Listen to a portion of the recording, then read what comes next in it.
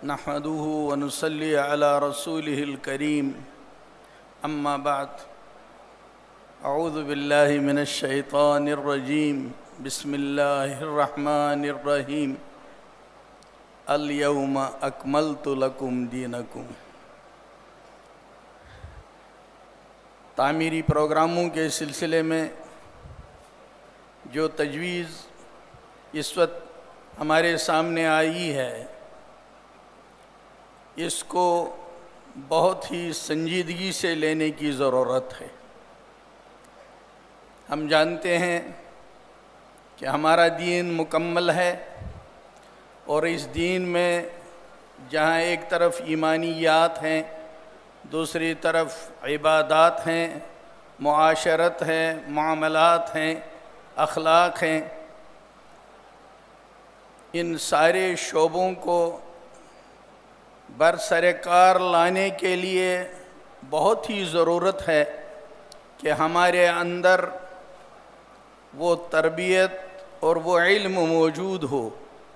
جس کے ذریعے سے یہ امت واقعی دنیا کے لیے، انسانیت کے لیے نمونہ بنے۔ یہی چیز خیر القرون سے لے کر تسلسل کے ساتھ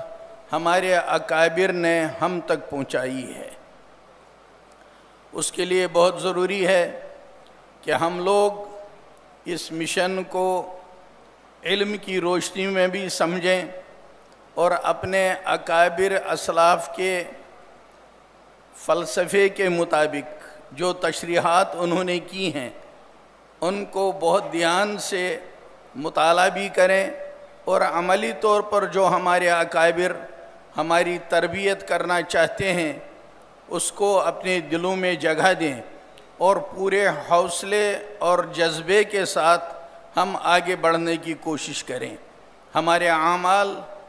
رسم کے حیثیت سے نہ ہوں، بلکہ واقعتاً اس جذبے اور اس روح کے ساتھ ہوں جیسا ہم سے تقاضا کیا جا رہا ہے۔ آپ جانتے ہیں اللہ تبارک و تعالیٰ نے سن 1919 عیسوی 1338 ہجری سے لے کر اس ایک صدی کی تاریخ میں یہ ایک اللہ کی نعمت ہم کو عطا فرمائی ہے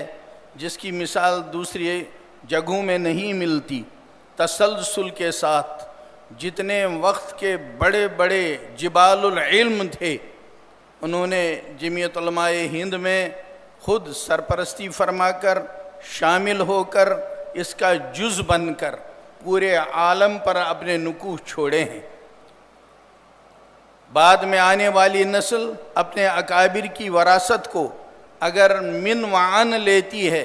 تو وہ آگے کے لیے نمونہ بنتی ہے۔ اگر وہ من وعن انہی جذبات، اسی روح اور انہی اعمال کے ساتھ اس مشن کو لے کر آگے نہیں چلتی تو پھر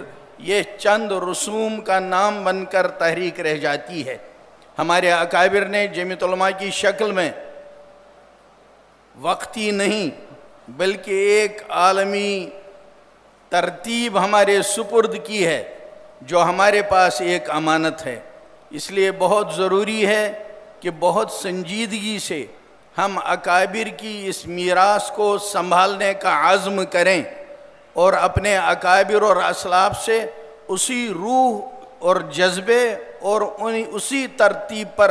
لے کر اس کو آگے بڑھنے کا ارادہ کریں۔ جب آدمی ہمت کرتا ہے، صحیح اور کوشش کرتا ہے، تو پھر وہ جانتا ہے کہ اللہ کی مدد ساتھ آتی ہے، اور قرآن کا وعدہ ہے وَالَّذِينَ جَاهَدُوا فِينَا لَنَهْدِيَنَّهُمْ سُبُلَنَا۔ ہمیں جمعیت علماء کے مشن کو سمجھنا چاہیے، اس کو پڑھنا چاہیے، اور جمعیت علماء کے جو وقت کے بڑے بڑے اکابر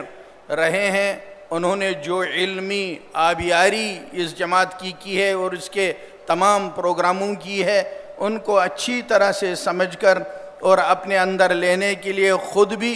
اور اپنے بعد میں آنے والی نسلوں تک یہ امانت پہنچانے کے لیے اپنے رفقائے کار کو، اپنی نوجوان نسل کو اس قافلے میں شامل کرنے کے لیے پوری مستعدی کا ارادہ کرنا چاہیے۔ میں سمجھتا ہوں کہ آج کی اس تاریخ میں، اس اجلاس میں ہم سب اس جذبے کو ساتھ لے کر جائیں گے کہ انشاءاللہ اس تعمیری پروگرام کو اپنا ذاتی مشن بنا کر اپنے ساتھ لے جائیں گے اور اپنے اپنے علاقوں میں اس کو برپا کرنے کی کوشش کریں گے۔ فرد قائم ربط ملت سے ہے، تنہا کچھ نہیں، موج ہے دریا میں، بیرون دریا کچھ نہیں۔ وآخر دعوانا ان الحمدللہ رب العالمین۔